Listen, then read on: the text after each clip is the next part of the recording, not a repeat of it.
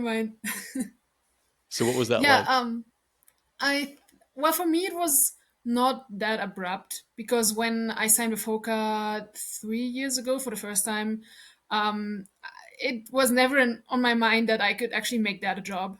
It was more like, oh, nice, they're supporting me, and they also support me with a small salary, and that's awesome. But my main job was certainly my job as a scientist. And I think now, just in the last 2 years, it was like I feel like I invested more and more in the sport because I could. I had the support from Hoka. I could maybe go to different places and races. I could do more training camps and stuff because suddenly there was the support from their side.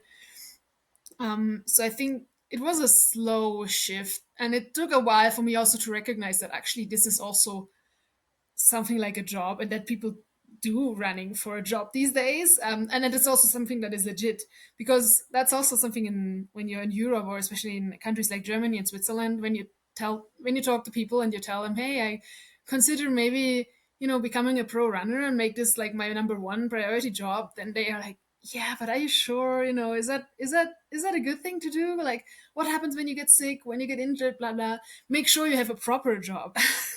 So my job as a scientist almost seemed to be the proper job. And I think that also that was my mindset for a long time as well, because that was how I was raised. Make sure you have a proper job that is safe in a way, that is stable, and that you can rely on, that that just gives you a financial security. So it was a bit, even for me, even though I felt, I think, early on, that I was like, I could actually make the running my number one priority, but I also felt like, is this a good thing to do? I wasn't sure. But then I talked to more and more other athletes, and to other people. And also coming to the US a couple times was really helpful, because here people were more like encouraging. They were like, hey, you get this great opportunity. Just do it. I mean, now you're in a perfect age and you can always go back to do the other job at some other time. And I was like, yeah, I mean, why not? It's such a I mean it's such a privilege to be able to do what you love, as a job, actually. Yeah, then last year I was still working in summer, but this year I decided to at least take the summer off and see how it goes, with just focusing on running and races and preparation. And I'm so glad I did it, because it it was still, I never felt like I missed something, or I had too much time. It was more like, oh, cool, finally maybe I can sleep longer, or I have more time for recovery. But I was so busy, I wouldn't have known when to work, actually, in between. So I'm glad I did that. And yeah, now I'm going back in November. I go back to my office job for a couple months, because I think in winter I mean, in many ways more at home. I train less. I have my off season, and then it's a good time to go back to that. But yeah, I think it more and more it's shifting towards me also seeing myself more as a runner. When people ask me, "Hey, what do you do for a job?" I'm like, "Yeah, I'm a professional runner," which still sounds weird to say that, but it's true. I have a contract. I have a salary. And then I say yes, and I'm also still a scientist. But yeah, it took me a few years to go that step and to actually realize, hey, you can do this as a job, and yeah, it's legit. And yes, you have the opportunity, so why not try and make the best out of it?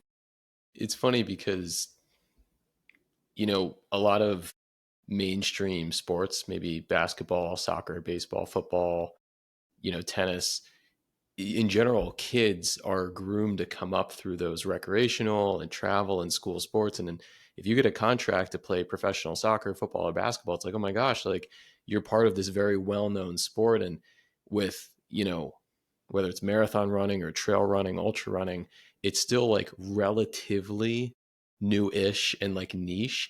But for the folks in the community, it's so welcoming and inviting and exciting and new.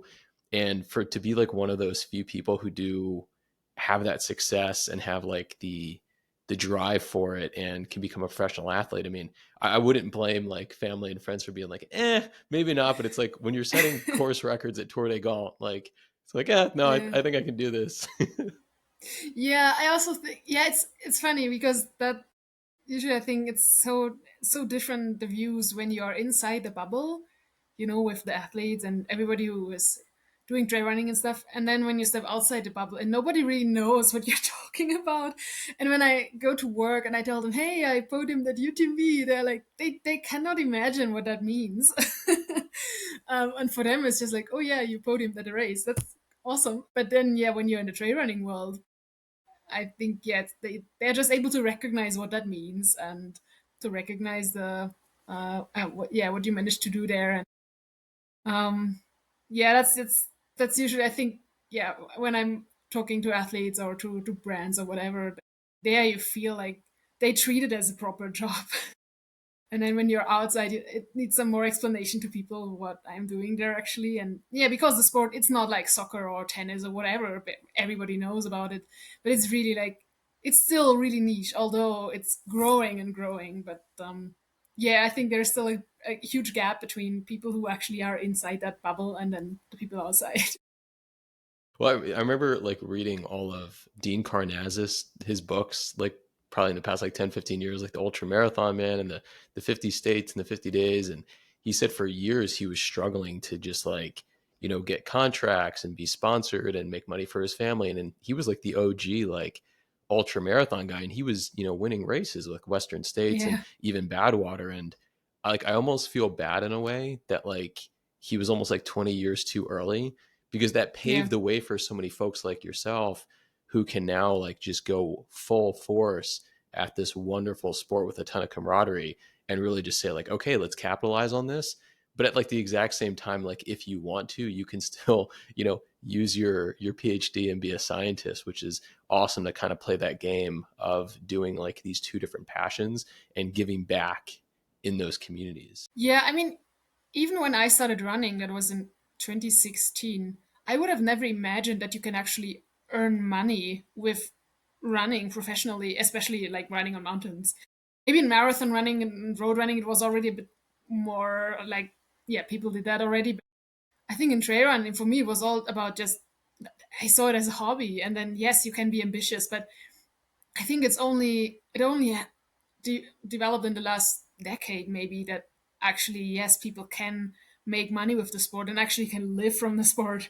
And I think there is certainly, yeah, people like Courtney, who was like, she was the first person where I recognized, oh wow, she's doing this full time, and I mean, well, she's way more than that. She's just this brand now, and she's still so far ahead of everybody else. But um, I mean, like even 5 6 years ago, it felt like, yes, on the men's side, it was already, they were a bit further, and there were quite a few men running as professionals. But on the women's side, I always felt that, well, they all still have some sort of job or other thing going on.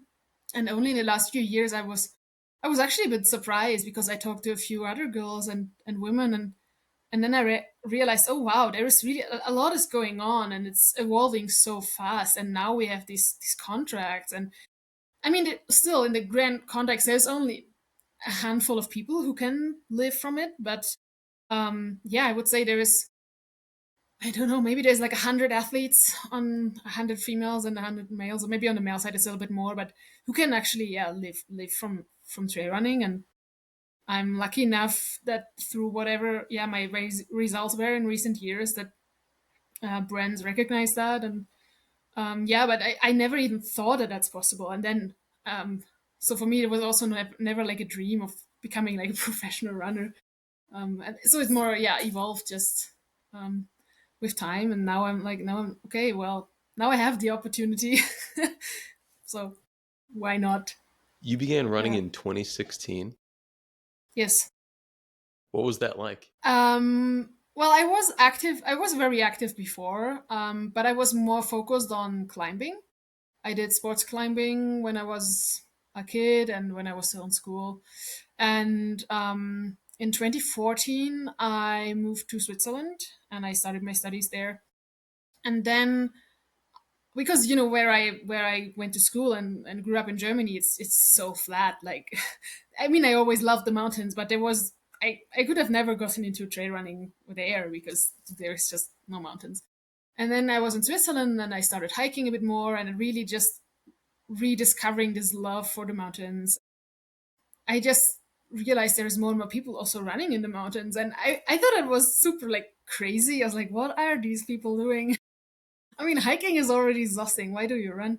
But I think at that time, I also kind of started just running for fun and just, to do something when I get home after work, or back then it was still the studies, and just to move in nature. And in 2016, no, actually before that, 2014 already, I started doing some volunteering at races because I had a full summer to fill because studies only started in September, and I wanted to do something useful. And in Switzerland, there is this great webpage where you can sign up as a volunteer for sporting events, and there was a lot of trail runs. And I was like, oh, that's interesting. They are in the mountains. Let's see how it goes. And I did the volunteering first, and I was really impressed by all these people running these races. I'm like, this is I know I volunteered at a 100-kilometer race, which is quite famous in Switzerland. I was like, these people are running through the night, and they run for like 24 hours. Like, what? I couldn't imagine. But I was like, I was so fascinated by it, and I was like, huh, I think this might be something that I like. Yeah, in 2016, actually, then I signed up for a race that was like half. It was a half marathon, and it was half on the road and half on trails. And it was the first time ever that I signed up for a race, and I was just like, okay, I'm curious, and I wanted a motivation to to work towards something. And I did that with my back then a boyfriend, and it was super cool experience. But I was like, the road was so boring, and then the trail section, I was like, oh, this is cool. And but I remember I finished the race, and I was like, it's almost a bit sad because we traveled to the mountains like 3 hours, then we ran the race that was like 2.5 hours, and we traveled back for 3 hours. And I was like, we sat in a train all day, and then we ran for like 2.5 hours. It would be nicer to like turn it around and run for longer, so it actually feels like it's worth going to the mountains. And then the next year I signed up for a marathon, trail marathon that was just trail, and I did that, and I was like, oh, this is so cool. And I realized that I like it if it's longer and a bit slower, so I have more time to enjoy. And yeah, it's not that fast and stressful. And yeah, only 1 year later in 2018, then I did my first actually series of ultras. I ended up doing 4 ultras in that year. And yeah, that from then on I only did races that are a bit longer than your marathon distance. Yeah. It seems like people either they do one long distance race like a half marathon or a full marathon and they're like, nope, never again. I chafed, or I cramped up, or I threw up, or had blisters on my toes or something. Or they like completely get the bug, and it's like Yeah. you just push them off a cliff and they're like, oh, I know, I did 4 ultras in 1 year, and then I started doing 100 milers. And it's like, yeah, it's like Yeah. it's like a completely different type of mind. Did you ever have any like as a scientist, were there any like maybe variables in those early ultras that you're like, ooh, I can tweak that? Like you realize like you didn't bring extra electrolytes, you didn't bring extra food, or you didn't bring a rain jacket, or you didn't have extra batteries in your flashlight. Were there any like variables that you started thinking like, huh, I can play around with this? Oh yeah, basically everything you said. I was so I was I don't know. I was such a beginner in that regard. I didn't even think about the fact that you might need to eat something during the race, nutrition and everything. I was just like, oh, I just want to run, and I didn't have the right clothes. I got bad shaving. I didn't have the when I had trail shoes, but it was maybe not the proper, the right profile or whatever. And yes, then the food was always. I remember that in the beginning, I didn't do my research at all. I was just like, I brought some protein bars for a training run, and in hindsight, I'm like, protein bars in a training run? Come on, that doesn't make sense at all. But back then, I was just like, I just wanted to go out and have fun. And I remember in the beginning, I really struggled with being able to eat at all. I felt, my stomach just felt bad all the time, and it needed like at least a year to get my stomach used to run for a long time, or to exercise for a long time. So yeah, in the beginning it was just about just running, and but then even with the preparation, I mean, I tried to do some longer runs, but for example, in the beginning, I did all my runs were just runs. I was running all the time, and I lived in a place where there was quite a few hills, but it was never like I didn't really go to the mountains to train there, and I didn't do a lot of hiking and just power hiking, or whatever. And actually, in 2019, that was I was injured. After that big first year, I was injured with a stress fracture, and I think that was actually the point where I learned all these things, because suddenly I was like, huh, how do I train? Do I have a plan? No, I not really. I just did go and run, but I didn't really think about what was maybe a useful and structured plan. And I didn't think about eating. I ate way not enough, and yeah, it was just not structured at all. And then through to that injury, I'm actually in hindsight, I'm quite thankful that I had that injury, although it super sucked when I had it. But I learned so much. Suddenly I started thinking about my training, about making something like a plan, having a structure, having something like a recovery week or like an off season. Not running all the time, but just going to the mountains and hiking a lot, and thinking about nutrition, what to eat before training, during training, after training. Yeah, I think then I also started with doing like focusing more on recovery, like having tools like a black roll or just stretching here and there, and just thinking about all these things. And I think it was in the beginning, it was good to just go and have like find the joy and be happy. But then after that big injury year, I was like, okay, now maybe I should start and look at this a bit more strategically. And I think that it made me such a better runner in the end. So yeah, it's, It's funny hearing that because I think that there's so many people now who are getting into like running clubs, and that's like a huge like fad right now, which is awesome because running is great and being social is great. And it's always funny when I look at people's like Stravas who go to like running clubs, and it's like a 2 mile run club or a 3 mile run club, and everyone puts it down as like easy run, and their heart rate's at like yeah. 150, 160. And I'm like, it's Yeah, it's basically, not easy. yeah, it's like you're almost pushing anaerobic now, like you're building up lactate, and it's fine for 2 or 3 miles. And if you're just like a recreational runner, but you're saying like everything that I've heard so many times before of like, yeah, like I would just go out and run and have fun, and then boom, I got sicker, I got injured, and it's like, how am I supposed to Yeah. run? And that all kind of switched for me when I read like Matt Fitzgerald's book, 80/20 Running. And he talks about how the best runners train 80% of their week, like aerobic, and only 20% of the week hard. How have you changed that approach over the course as you became a professional runner and even started integrating more hills and more mountains into your training? Yeah, I also read that book, I think around that time when I was injured. And I was like, oh, yeah, that kind of makes sense. But I was one of these people who were just running the same pace all the time, and always being somewhere in that dangerous in between pace where you shouldn't stay for too long. So I didn't really run like, if I said, oh, I'm going to run a bit slower, I was certainly not slow enough. And then if I tried to do a workout, I was never as fast as I could be. So yeah, I think one thing I certainly, well, the first main thing I changed after being injured was that I did a lot of cross training. I started doing a lot of cycling and swimming. And actually, before I got into the ultra running, I was already in a triathlon club, and I did some cycling and some swimming and stuff. But then in that year where I did my first couple ultra races, I focused only on the running. And then when I was injured, suddenly I was like, huh, maybe I should go back to the cross training, because that was also what my doctor advised me. She was like, with the stress fracture in your leg, you can't really run for, I don't know, 2 months, but you can do some cycling and you can certainly do some swimming. So I did a ton of that.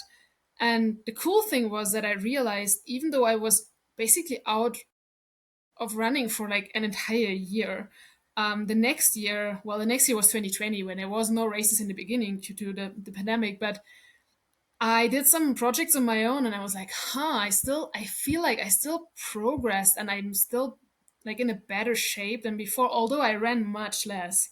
But I did all this cross training.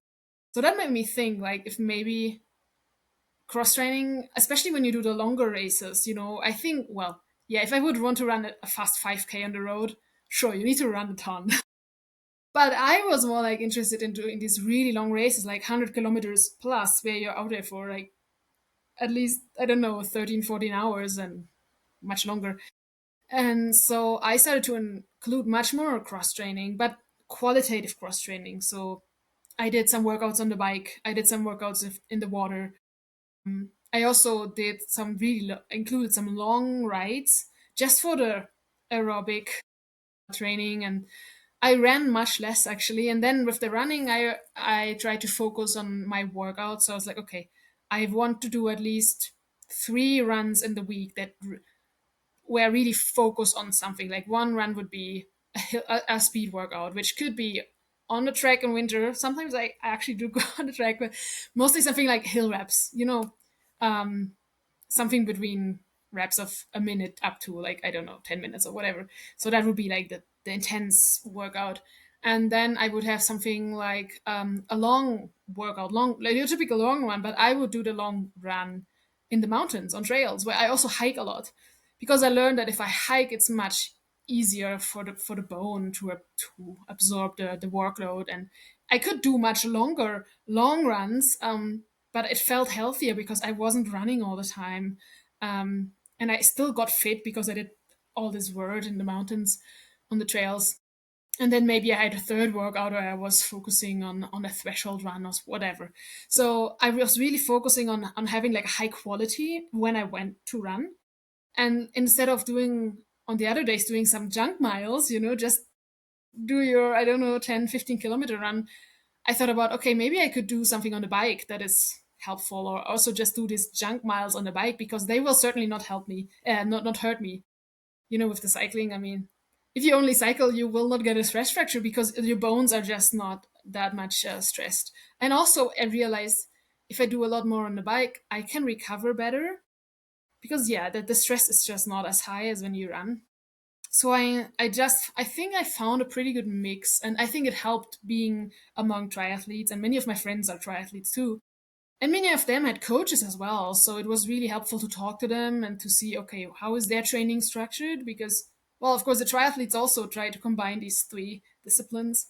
And I actually even did a lot of strength training as well, which I still don't like to this day, but I realized how important it is in preventing injuries and just making you feel more stable. And it was just interesting to see how I still felt like I'm getting better. I'm becoming a better runner with running less. And that was just such a valuable lesson. And I mean, to this day, I still do a lot of cross training, and I also really like it. I mean, I step back a bit on the swimming side. Like swimming, usually I do for recovery these days because I it's nice, but I don't want to force myself anymore to go to the pool like 5 days a week. Um, but I do a lot of cycling because I also really like it, and I like the variety, and especially for these really long races, you can just do so much of the endurance work on the bike. And I think, in general, I think I don't have the body composition to be able to do a 100-mile weeks in and out, or even more, like 150 miles, whatever. I think that I would get injured faster than other people do. But I realized that I don't need to do these big running weeks. And I still do, yeah, I mean, I still do 30-hour training weeks. Um, but most of it, or like only half of it, is running, and then most of it is on the bike. And I think for that, what I do in terms of racing, so these longer races, for me, it doesn't really make a difference. So it works well for me, for my body, and I feel like I can recover adequately. But yeah, that was a huge learning curve to just see, okay, the cross training it works. um, yeah, so it was a bit. Yeah, I read a lot. I read many books about training philosophy and stuff like that. And I even, yeah, I mean, of course, I also thought about getting a coach, but back then it was almost impossible for me to work with a coach because I was a student. I was in Switzerland. It's so hard to even make enough money to have a roof over your over your head. So it was not really possible to pay for someone. And only like when I got a sponsorship years later, I was like, oh, now I could actually afford a coach. But I was self-coached for so many years then that I was like, I think I know by now what works for me and what doesn't. And it was weird to think about suddenly someone else would step in and tell you what to do. It was like, because I really also like just being having this flexibility, saying like, oh, there is a nice weather day tomorrow. I just swap around my training sessions, or oh, I would like to do something long now instead of whatever threshold workout. So I like to be also independent. Um, yeah, and I think it works for me. That lends support to like two different things that I was thinking about as you were saying that. And one of them is don't try and be someone else. Try and just be the best version of Yeah, yourself that you can be. And as corny as it is, you tell all the kids that it's like it's true. Because it's funny because so many people in especially the endurance community, harp on this idea of like you need 100-mile weeks, 120, 150, or a marathon a day or whatever it is. And it's like if you look into a lot of folks who do that, they'll talk about like metabolic fatigue and stress fractures and issues hormonally. And they're like, yeah, like it might work for some people, but not for me. And then it also plays to the part of you just being like at heart a scientist and saying, like, okay, I had to work with these supplies or the variables that I had as a student. And I know exactly what that's like. I was in grad school also for like 10 years and I had no money whatsoever. Um, and you're just like, let me see what I can learn for free on like the internet or in books or YouTube videos or podcasts so that I can apply this to myself. And now that I am self-sufficient, maybe I can just kind of dial it up a little bit to get even better. And mm, it's one of those things where I think a good coach really molds to that specific athlete and that they're like, okay, like what common goal do we have? And even like listening to the athlete of like, what do you prefer to do? What are the contraindications of your week and the variables that you have and, any family schedule or work schedules that you have, because sometimes this cookie cutter plan isn't going to work. If you're someone who just really enjoys the triathlon community, you enjoy swimming from time to time, you love the biking, then why not? Because someone's going to tell you like, oh, you need to run to get better at running. And it's like, well, a little bit of that, but then there's also the cross training approach so you don't get injured. And you also just want to be motivated to do what you love every single day of the week. Because if you push someone way too hard, they're going to burn out immediately because you're trying to live through their life instead of living your own. absolutely. And I think for me, it was always my primary goal was always to have fun. And it is still to this day. Like for me, the most important thing, even though now even getting paid for what I do, like the most important thing is that I have fun. And yes, of course, especially as a pro athlete, it's not always fun. You have these sessions where you're like, oh man, I really don't want to do this, but well, I think I have to do this. Or like, all the strength work. Sometimes I jokingly say if I wouldn't be a pro athlete, I would just not do it because I don't enjoy it.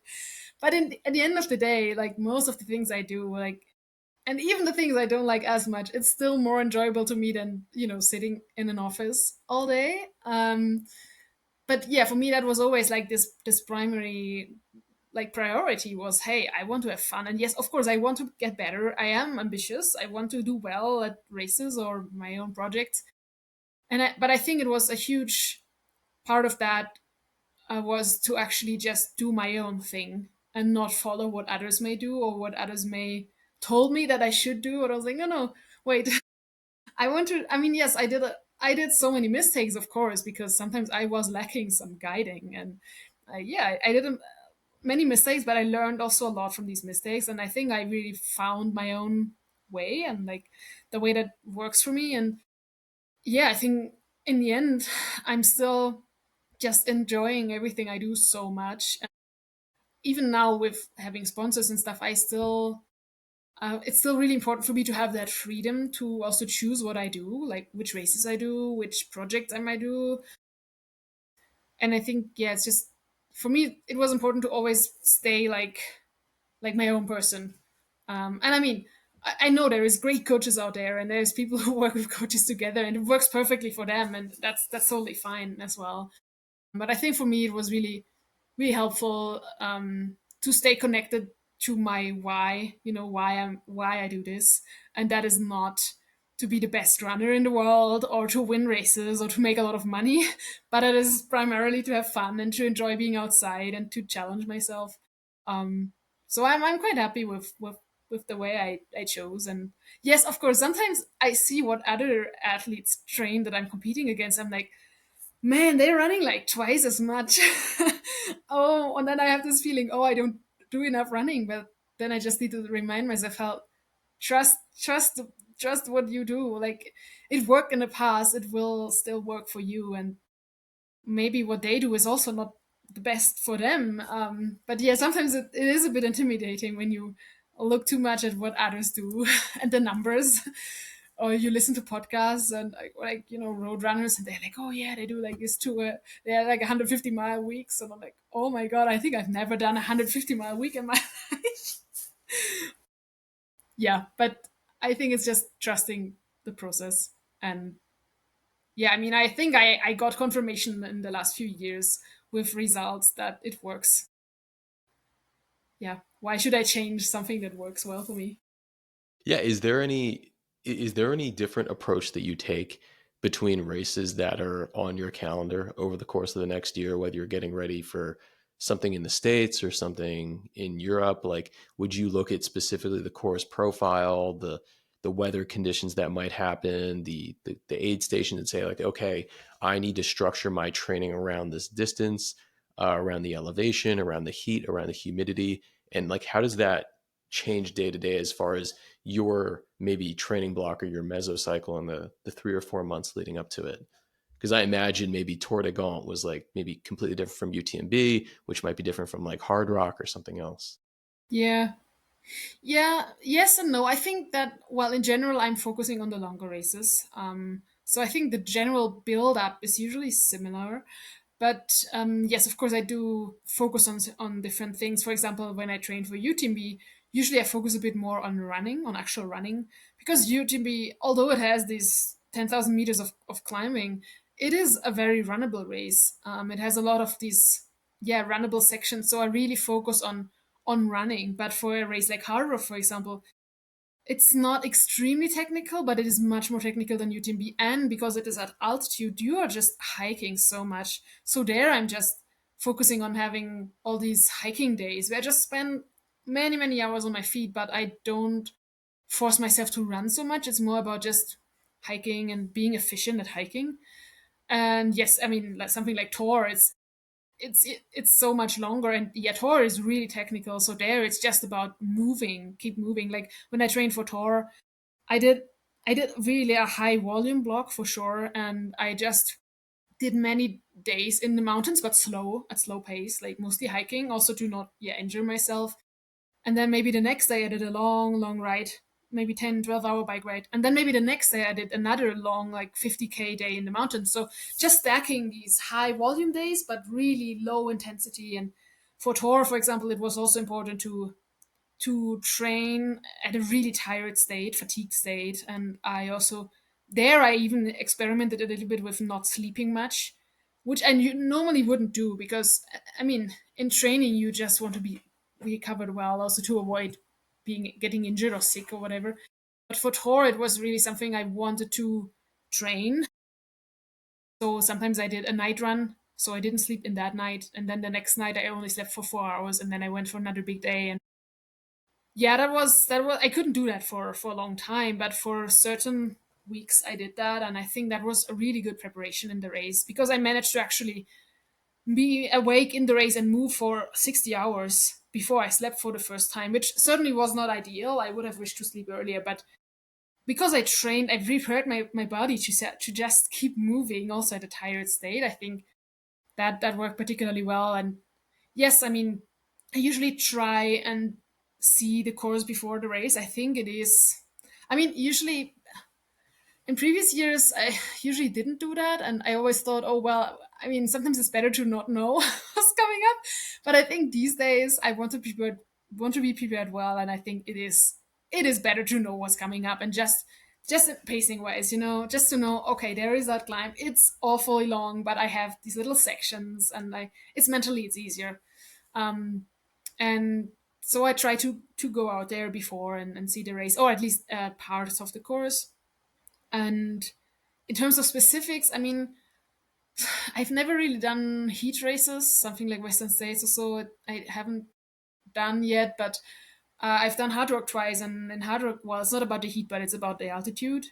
And here, what I try to do is to just come out really early, like several weeks, and then be able to have a full training block at altitude, sleep at altitude, and just make sure that the body adapts. Because at that altitude here, we don't really have that. I mean, we have that in Europe, but in Europe, it means you're already on the glacier when you are at that altitude. And here, it's only the valley floor. So I think that, yeah, my body in Europe, I can't really prepare for that. And here, when I am already in Colorado, it helps. Yeah, it just helped a lot. I think because my body, I realized that the first time I did the race, my body needed like more than 2 weeks to adapt. And so the second time I did hard rock, I came out actually 6 weeks before the race. And after 3 weeks, I felt like, okay, now I can do the same workouts as at home, and I feel the same, and I don't feel like incredibly tired afterwards. So I try to do that, but I only, yeah, that's only something I did in the last 2 years, because before, with the full working schedule, like being a scientist year round, it wasn't possible for me to do something like that. I couldn't have, come out like weeks before a race and just focus on that. So that's really cool now, with being like a part-time professional runner, is that I can just prepare a bit better and allow my body to adapt to the conditions, stuff like that.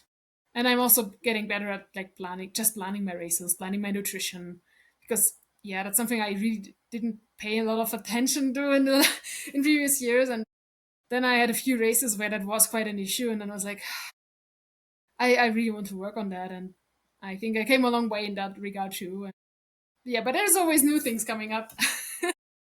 So it's nice to just keep learning and improving. Are there any? I love the nutrition conversation. I know a lot of people do too. Are there any like foods or beverages or electrolytes which for you it's like, oh, that's money. Like things work really really well. You really rely on it. You can count on it. And other things that may work for other people, but for you it's like a no go. Like you can't have that. Yeah, I think I realized for me, because my digestive system is really sensitive. So I realized that for me it's good to take up a lot of energy with just with the fluids. So together with my nutrition sponsor in Switzerland, like they have like an entire array of sports drinks. But the typical carb drink is more like something sweet. And I just realized that I can drink that for like 8 hours, and then I don't want to drink it anymore. But they actually have a product that is like it's like a neutral taste carb drink. So it almost tastes like water, but you can take up a lot of energy with that. There's a lot of carbs in there. So usually, especially for these longer races, even for a race like Tour, I had so many bottles of this drink mix, but it worked well, because even when I felt like nauseous or whatever, you always can kind of drink. So I always felt like, okay, at least I can take up the nutrition with the drink mix. So because in previous years, I tried to eat more solid food in longer races, but then I usually struggled a bit with my stomach. So now I went back to having still eating real food and solid food. I think that is important anyways. You can't just run on gels and drink mix, because in the end it is all sugar, and that might work for 10 hours, but not for 24 hours.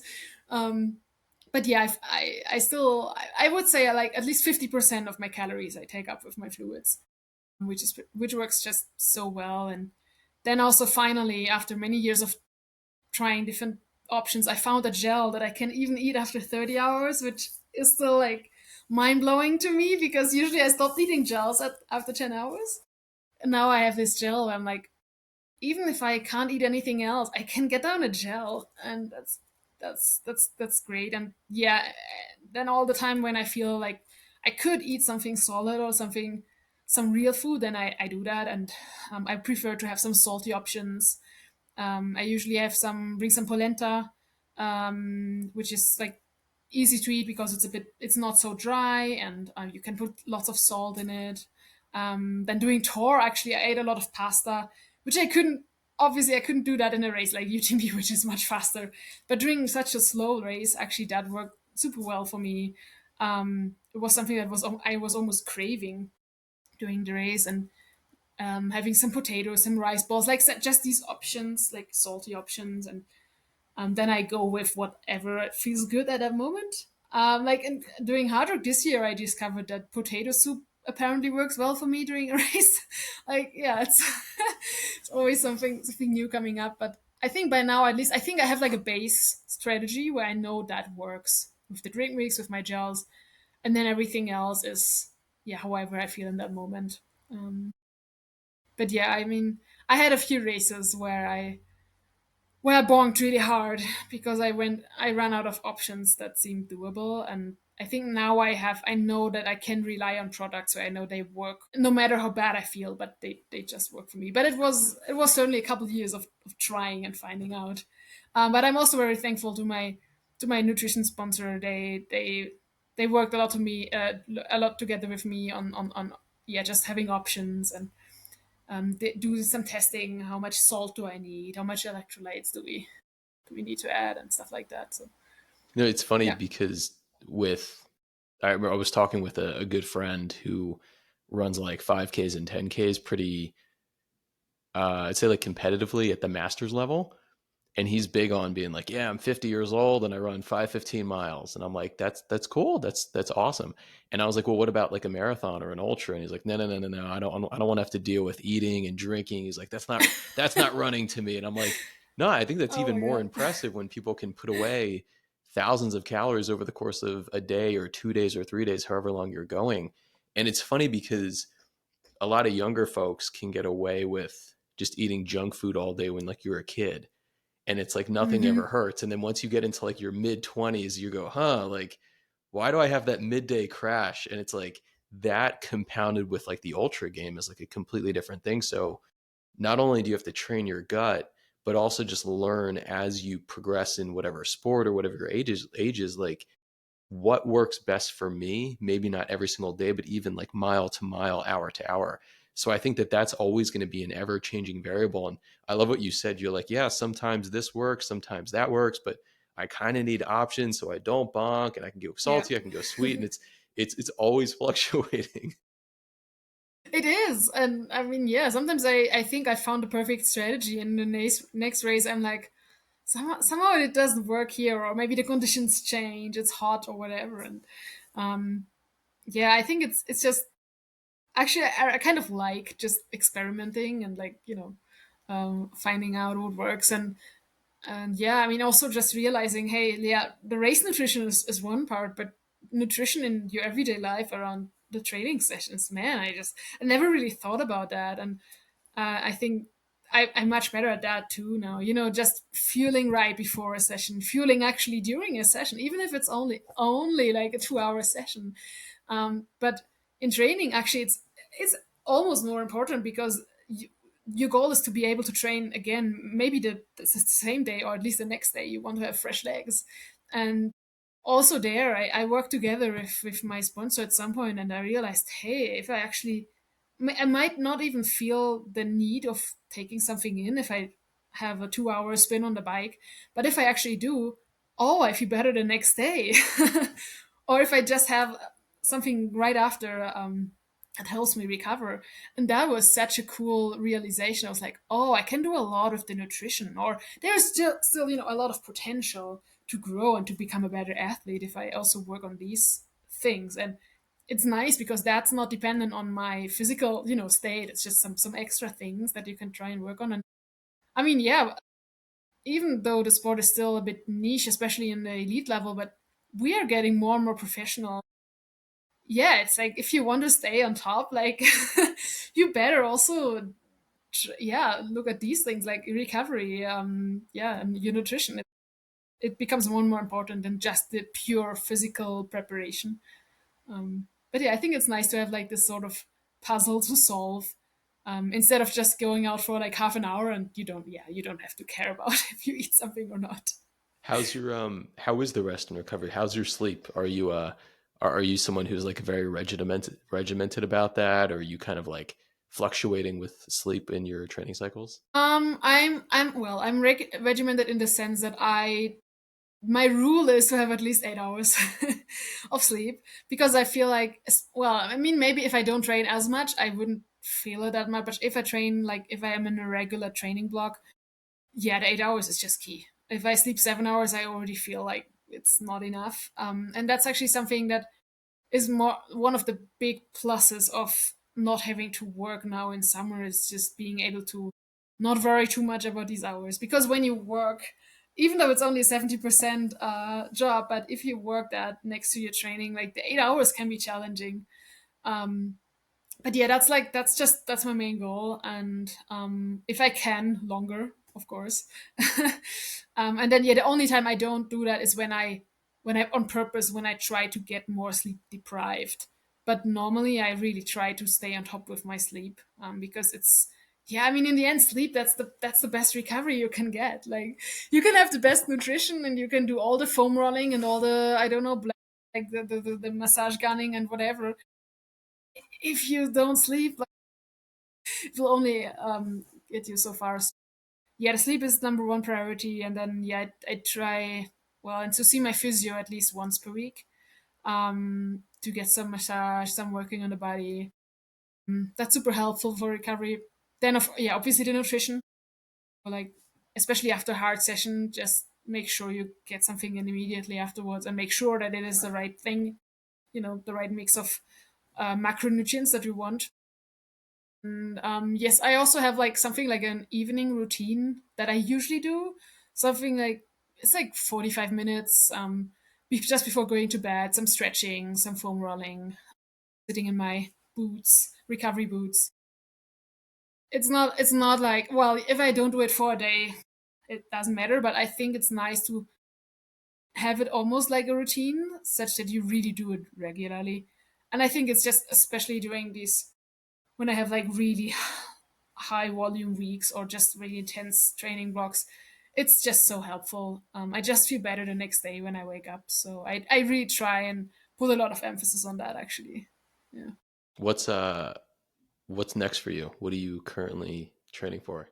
I'm not quite sure yet, because actually I would like to have one more race this season. I'm signed up for the Challenge 360 on Gran Canaria, which is half part organized and half part self organized race, which is, I think, quite a cool mix between a race and an adventure. It's a really long race, though. It's about 150 miles, which is in the beginning of November. I'm not sure yet, though, if I can do it, because after UTMB, I was struggling a bit with a foot issue, one of the tendons. It's better now, and I mean, I did a lot of cross training, and I'm getting kind of back into running at this point. But I'm just not sure if it will be the right decision to do such a long race. Or so if I feel like I'm risking something, then I might not be able to do it. So yeah, that would be nice to have like a nice ending of the season, and otherwise, yeah, next thing is off season. um, yeah, it's really important for me to have like just that 1 month where I'm stepping back from running, and just also stepping back from any activity for like 10 days, and then just do whatever I want to do. No structured like training. And then yeah, next year I kind of want to start my season early this year, because or next year, because this year, due to the surgery I had in fall last year, I could only start my season quite late. And this next year I would like to go back to the actual Trans Gran Canaria race, which is always at the end of February or beginning of March. And it's nice because in Europe there is usually no mountainous races in that time of the year because it's winter. But it's nice to go to a warm island and have a nice long, I think around 130K race there. So that will be my season opener. And then yeah, the rest of the year is currently under construction. I have a lot of ideas. I would like to do more projects next year. So, well, next to the races, do something like an FKT somewhere. I already have two or three ideas in mind. And then actually the big goal for next year will going back to tour, because I just love this race. And when I did it last year, it was my first time, and I was just so so focused on finishing, and just not doing any mistakes or whatever. But immediately after I finished, I felt like, well, I really played it safely. And it was the first time I did a 200 miler, so I did absolutely the right thing. But immediately after, I was like, I think I can do better at that race. And especially because I think there is quite a big gap between the women's and the men's records. I'm like, we can't. Yeah, there must be a better time possible on the women's side. So my goal is to go back there next year and try to be faster than last year. Oh my gosh, it's funny hearing you say that. It's a sense of like it's a sense of like imagination, but also humility that you're like, yeah, I feel like there was still like a lot left on the table. We'll all be Totally. we'll all be really excited to see because once you start like tweaking those little variables here and there, I mean, who knows what Yeah, can happen? Maybe you can drop off 45 minutes from your time or just some huge amount of yeah. time. Just throw down a really great race and be confident with it, and we'll circle back to that conversation later. The thing is, I actually the after race, I made a list with things where I felt like I lost time, and that list is like it's so long. I was like, oh man, I felt like I lost a lot of time, and I mean, yeah, I mean, some of it was intentionally. I took my time at the aid stations. I really made sure to don't forget any important thing. But just for example, just knowing better where the aid stations are, how they are structured, and for example, I was changing between contacts and glasses when it was changing from day to night. But then usually I went to the bathroom. But sometimes at some aid stations you walk like half a mile to the bathroom and back. And afterwards I was like, man, I just lost so much time because I didn't know. And stuff like that, where I just feel like, well, it's obvious that I don't have to do that. I can do it right there. And also something like the sleep thing that I haven't really worked out yet how to best do that, because yes, I managed to keep going for 60 hours and then sleep, but in the end I felt like if I could have slept more I still would have finished faster. Stuff like that. So yeah, I have many things where I think I can still improve on. Yeah, that I mean that's what keeps it exciting, that's what we're like, hey, I think I can do better. We'll be excited to see if that works out. And yeah, I just love the race anyway, so I wanted to go back there at some point. I feel like in this sport, as you're very nicely detailing, is that there's always going to be something to look towards improving on, a different race, a different set of competitions entirely, even if you're looking for like an FKT. And Yeah, I almost get like uneasy in a sense when like I hear LeBron James talk and he's like, yeah, I think I'm done. And like I think that's fine. I mean, he's been playing for 22, 23 years. He's the all-time leading scorer. He's won championships. He's been the captain of Olympic teams. But he's like, what else do I have to prove? And I'm like, yeah, we get it. You can dunk a basketball. But I feel like in a sport where there's like so many variables and so many different races, so many different conditions, so many different types of races, it's never going to get boring. It's never going to run out. As you're saying now, you're like, oh, like there's a different style of race where it's kind of self supported, kind of their thing. And then there's the FKTs, and I can go back to tour, and then I could like play around with the sleep variables. It's like, it's almost like hard. It's almost like you might have to write a bolded list every single day to say, like, okay, what do I need to focus on now? And what can I focus on later? absolutely. And I think that is the beauty of this sport, because yeah, there's just such a variety. I could even at some point say like, oh, you know what, I really want to do a very fast 20K trail race, whatever, or like a vertical K or something. And it would be a completely different approach and figuring out how to do that and how to do that best. Um, yeah, I think right now, at least, I feel like there is just still so much more to explore. And I'm not so focused on specific races. Like, I don't know, I don't have this lifetime goal of winning UTMB or like, you know, running this and that time there and there. I have very specific races where I feel like I want to do well there because I know I can do well there and it suits my strengths and I enjoy this type of racing. So, for example, hard rock, I mean, I've done two hard rocks now, and neither of them I was pleased with my result because things just went really wrong that had nothing to do with the running, but that, yeah, just impaired my running so much. So, but that's a race which I really love, and where I'm like, hey, I think I could do really well at that race, but I haven't figured it out completely yet. So I definitely want to go back there, or yeah, a race like Tour. I'm like, I just want to see what is possible. I think I'm not at the limit there yet. So that's what fascinates me. But it's more about the self improvement and not so much about beating someone or like coming out first place or whatever. I'm like, I mean, a Tour, if it would be my dream to have a race there with a really high competitive, like a really competitive field, and we just help each other to elevate each other, to have like to bring the best out of ourselves. And in the end, I if I have the race where I feel like, oh wow, that was really like I pushed my boundaries, then I'm happy. But it's for me, it's not important to be like first place or second or 10th place with that result, as long as I feel like, okay, I could do what was possible for me to do that day. Then I'm happy with that. So and that I think that takes some pressure off, because with these races, like sometimes you have competitive races, sometimes you don't have them, and yeah, it's like it's hard to go to a race and feel like, oh, I want to win this race or want to podium. And actually, yeah, I rather prefer to not come out on the podium, but have a great race for myself and like feel like I did the best I could in that race, instead of winning a race and feeling like, yeah, I'm not that satisfied with my own performance. But it takes off some pressure, because in the end I only focus on my own performance, and well, that is the only thing I can affect anyways. And it's always great to run with other great people, but yeah, I mean, I think that's a great thing. Yeah, in our sport, is that we can, like, it's more about, especially on these really long races, it's more about challenging yourself.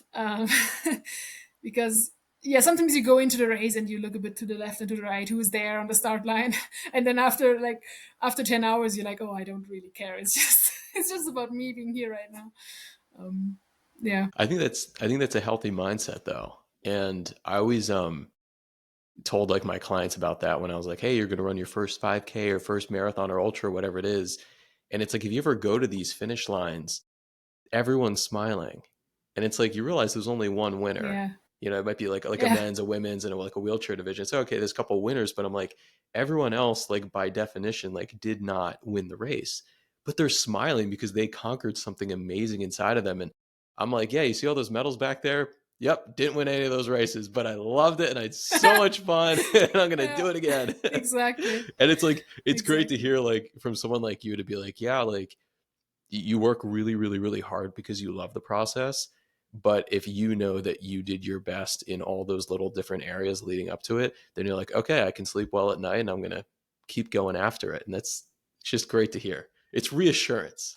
totally. Oh, totally. I mean, yeah, and again, I think also what it helps to preserve is this priority of having fun, of enjoying it. If I would always just focus on the battle with someone else, and then I might lose to someone else, and that might make me unhappy or lose joy in what I'm doing. And um, yeah, I mean, yes, as I said, I'm more disappointed when I have a race where I'm like, this year's hard rock. I mean, I finished in third place, which is on paper a great achievement, but I was so disappointed with my own race. So I didn't really feel great. And then I had other races like last year's Transvolcania, which was after an injury coming back. And I was just so happy being back out there. And I was like, well, I only had 6 weeks to prepare and I felt great. And I was like, oh man, I'm running again. I was like, I don't know, seventh place or whatever, but I didn't care at all. And it was funny because some people were like, oh, are you disappointed, with your seventh place? I'm like, hell no. It was amazing because I never thought I would be back so quickly. And, it was a race that is a bit shorter than what I usually like to do. So I was just so pleased with my own performance. And I was so happy to be there with all these other great women who were faster than I was, but that didn't really matter. Like, because I was like, okay, I'm happy with my performance. And yeah, I think it's just, yeah, in general, it's maybe more healthy than always focus on others. And especially now, well, we have a few races that are really competitive, but then there is so many races. It's just like an inflation of races, and it's so hard to tell, is this a competitive race or not? Like, sometimes there is only like two or three elites, and then there's the sub elites and whatever, and like you can't compare one race with another race. It's impossible to do so. So I think it's much easier to just have yourself as a benchmark. And yeah, as I said, I love it if there is great competition. I love that. But just because I know that the competition brings the best out of myself, without just focusing on the result in the end Yeah, for sure. on paper. Where can people keep up with everything that you're doing? I think the easiest is my Instagram. Just Google my name and then you find my Instagram. I mean, I'm not the most active Instagram person, but I try to just share some of my training or where I am right now or just my travel. I do that there. And then also I have a public Strava account. So if you're on Strava and you're interested in how all the cross training looks like, you can come and follow me there. Yeah, as we said, that's what works for me. Maybe some people think like, oh wow, that's a lot of volume, or maybe some people think like, oh wow, that's not a lot of running. So yeah, it might not be what is best for you, but yeah, maybe some people can take some inspiration or motivation from it. So No, it's yeah. it's the good caveat. You're putting it all out there and being very democratic. That might work, might not. That's great. Yeah. Katerina, thank you so much for taking the time today. It was wonderful to catch up with you, and I'm gonna be excited to see some of your future races coming up next like few months and everything. Awesome. Yeah, thanks so much for having me. It was great fun.